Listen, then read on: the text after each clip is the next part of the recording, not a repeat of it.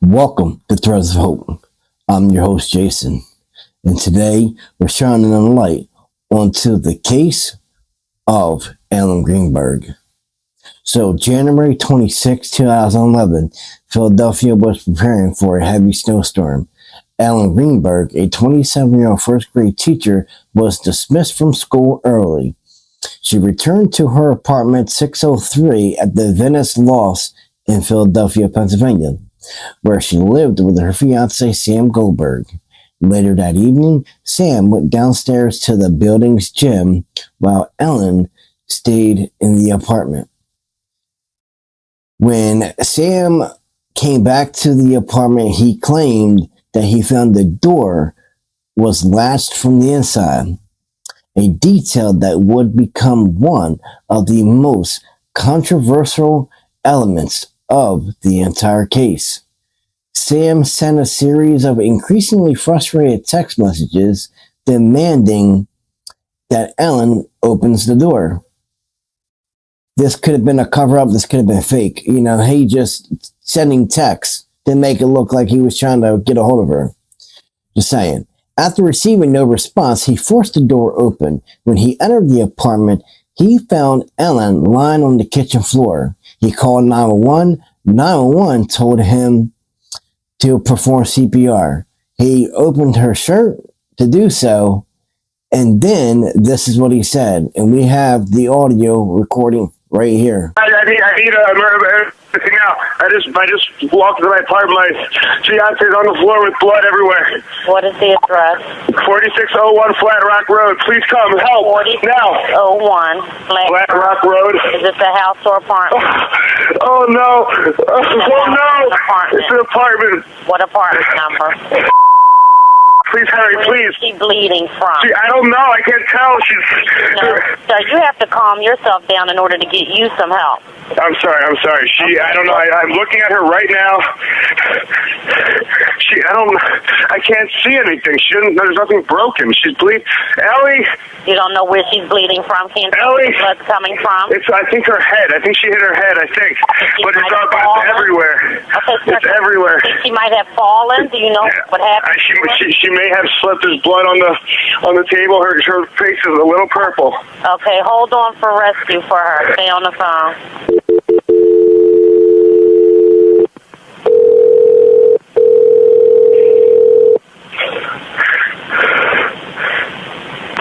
Philadelphia Fire Department 842. What's the address? No, 4601 Flat Rock Road. Please hurry.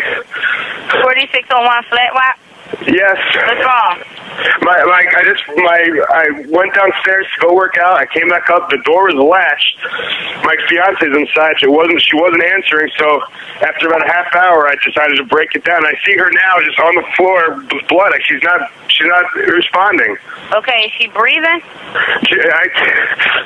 Look at her chest. I need you to calm down, and I need you to look at her chest. It's really. I really don't think she is. Listen to me. Someone's on the way.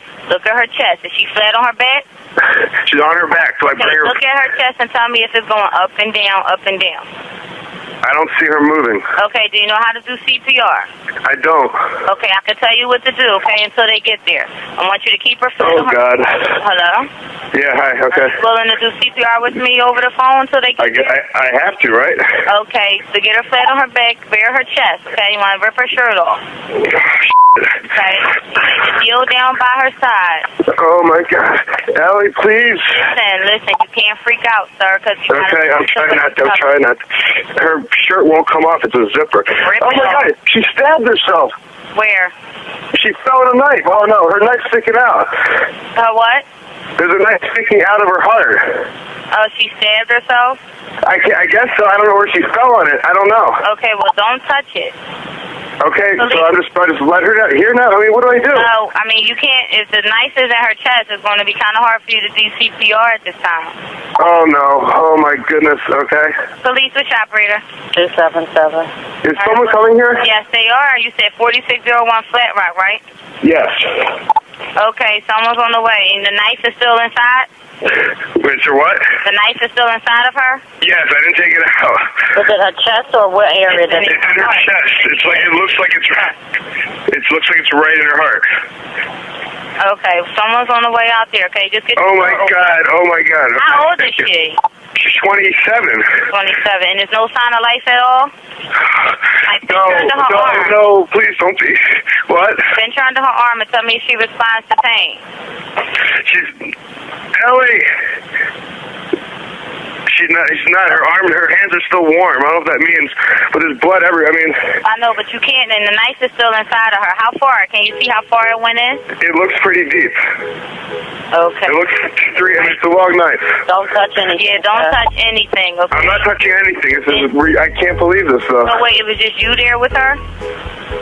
We're the only ones here. And she ran in the door, you said latched it shut? No, I went downstairs to work out, and when I came back up, the door was latched. Like it was, it wasn't like it was, it was like locked from the inside, and I'm yelling, so I'm was yelling. Your house broken into? No. So there's no sign of a break-in? No sign of a break-in at all. Police and paramedics arrived shortly after the 911 call, but instead treating the scene as a potential homicide. Given the obvious signs of violence, they quickly assumed it was a suicide. The apartment was never processed as a crime scene. No fingerprints were ever analyzed. No blood pattern work was performed, and the latch was supposedly kept. Police and paramedics arrived shortly after the 911 call, but instead of treating the scene as a potential homicide, given the obvious signs of violence, they quickly assumed it was a suicide. The apartment was never processed as a crime scene. No fingerprint analysis was done. No blood pattern work was performed, and the latch that supposedly kept the door locked was never tested to determine whether it could have been manipulated. Very soon after, the apartment was cleared out, and Ellen's electronics, including her computer and phone, were taken not by investigators, but by the fiance's uncle, effectively destroying any chain of custody. The autopsy will later reveal that the true extent of Ellen's injuries, which were 20-some stab wounds in total, including 10 to the back of her head and neck and 10 more to the chest and abdomen. She also had multiple bruises on her arms and legs and body in different stages of healing. The medical examiner originally ruled her death as a homicide, writing that she had been stabbed by another person. But after having a secret private meeting with the Philadelphia Police Department and the DA's office, meetings that did not include Ellen's family, the ruling was changed to suicide. No evidence was ever presented to justify this change, and the pattern and location of the wounds have since been described by forensic experts as inconsistent with any suicide scenario. These events, from the moment Ellen left school early to the moment the ruling was changed, create a timeline filled with contradictions, unanswered questions, and investigative failures that continue to fuel public outrage. Ellen's parents, Josh and Sandra Greenberg, have spent years fighting for a correct classification of their daughter's death, insisting, as many forensic specialists do, that Ellen could not inflict these wounds by herself. This was not a suicide. This was a murder. Now, Sam Goldberg, which is the fiance, his uncle at the time, was a powerful attorney. Okay, he was a prominent attorney in Philadelphia.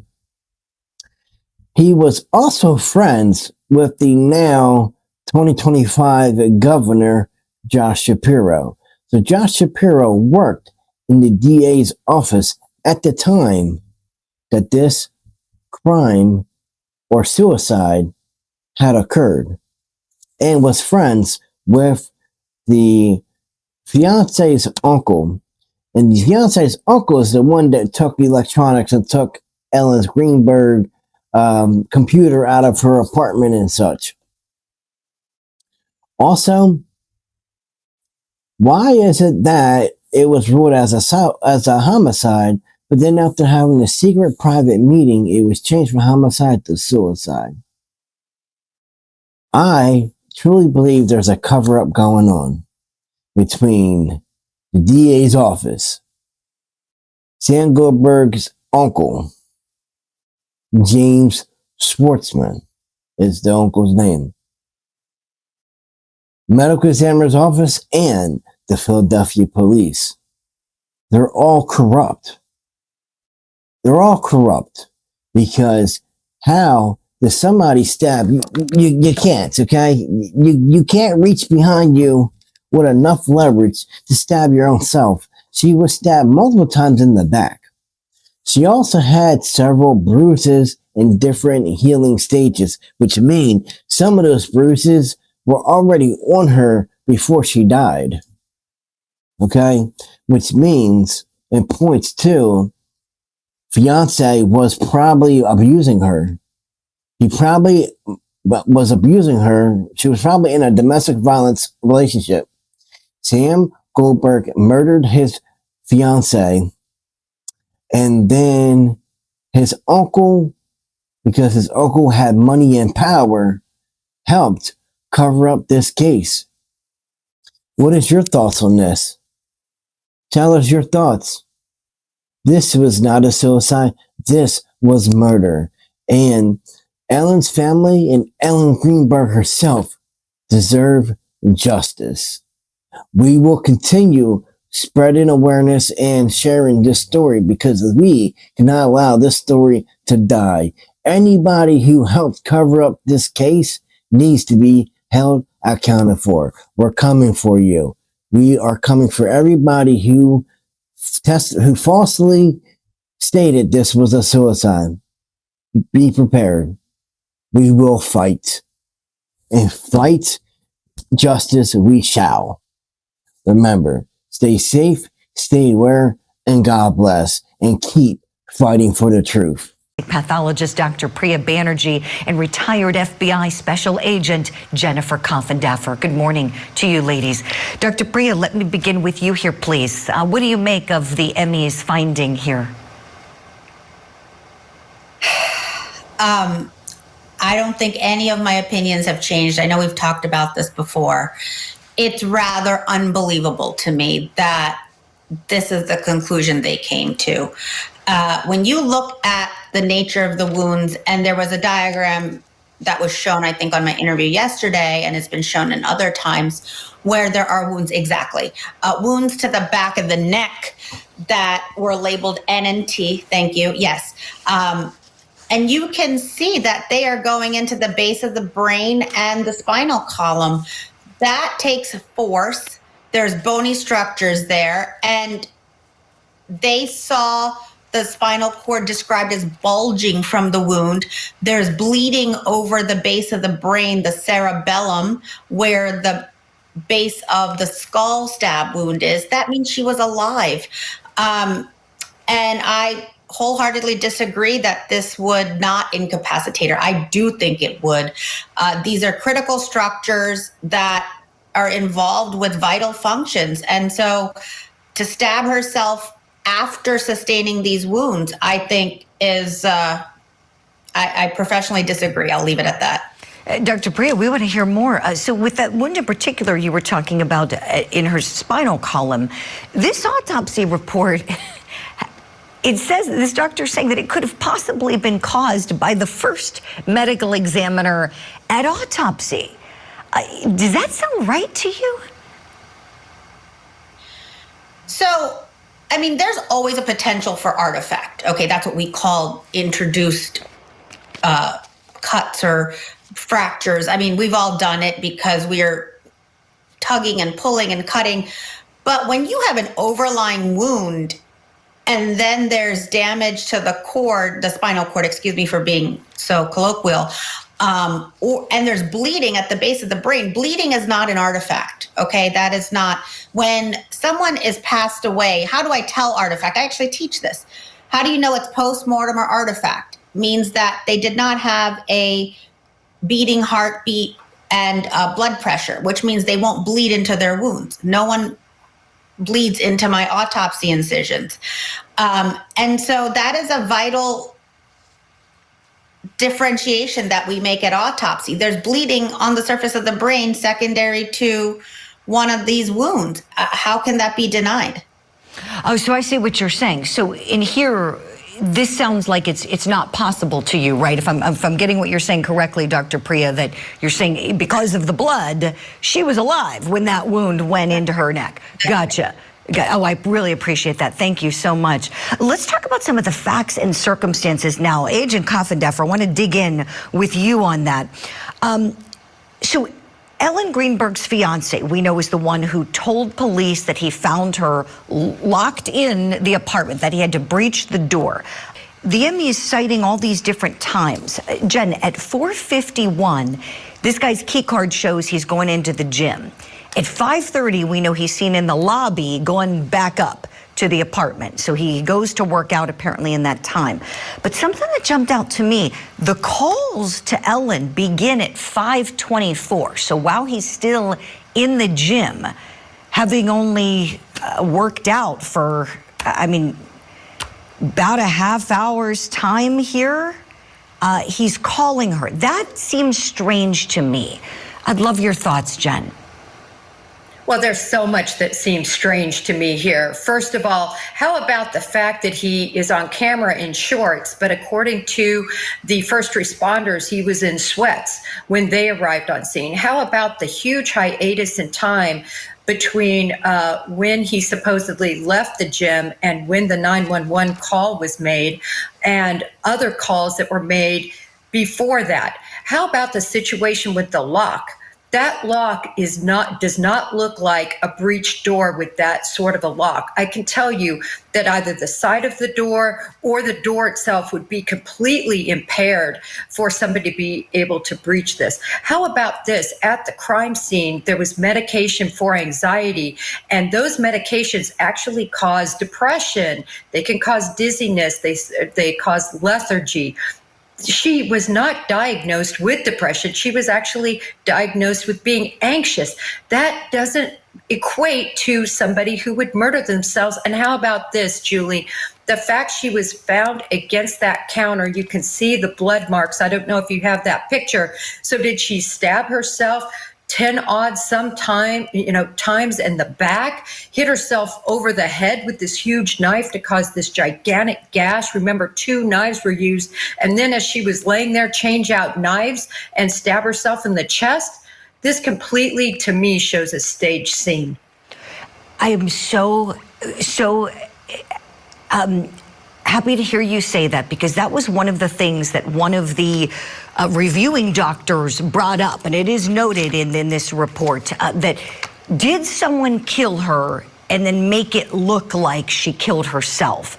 Jen, you're saying this scene indicates that to you.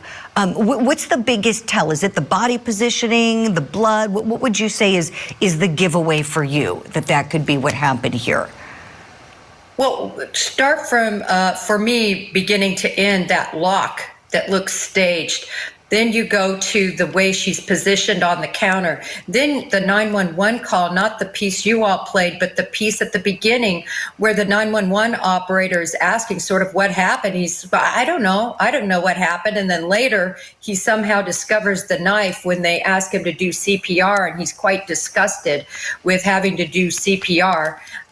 So that's when he finally sees the knife. And then you go from these smudge marks on the back of the cabinetry, and it doesn't make any sense to be able to inflict these wounds and have this crime scene and blood pattern have this particular face to it. Boy, this is such great insight you're giving us. Jen, thank you for all of that. Dr. Priya, when I look at some of the consultative reports that were reviewed by this ME, Dr. Simon, who issued this one, we got some really famous names. We have Dr. Cyril Wecht, we have Dr. Henry Lee, among others, on this list. I know you reviewed the report. Was there anything in particular from these consulting doctors that really jumped out to you? Well, I was happy to see that many of them agreed with me. That they are also suspicious that the pattern of injury, the locations, as discussed, are very abnormal and not inconsistent with suicide. I think many of them have agreed that independently so. You know, I have not seen their reports. I'm just reading the excerpts that are contained within this 32-page document, but that they also feel that this is a homicide. Dr. Lee said that based on the blood pattern, which again is outside my expertise, but others like Dr. Wecht also agreed that this is highly atypical for a suicide. And I think, you know, I always come back to these wounds, N and T, as shown here, as being very injurious to her brain and spinal cord, upper spinal cord, that to me would lend her unable to continue to stab herself. Excellent insight. Boy, I could talk to you brilliant ladies all day long. Thank you so much. We're going to keep following this. We'll follow what comes next. I am sure the Greenbergs aren't going to give up here. Jen Coffindaffer, Dr. Priya, thank you both so much.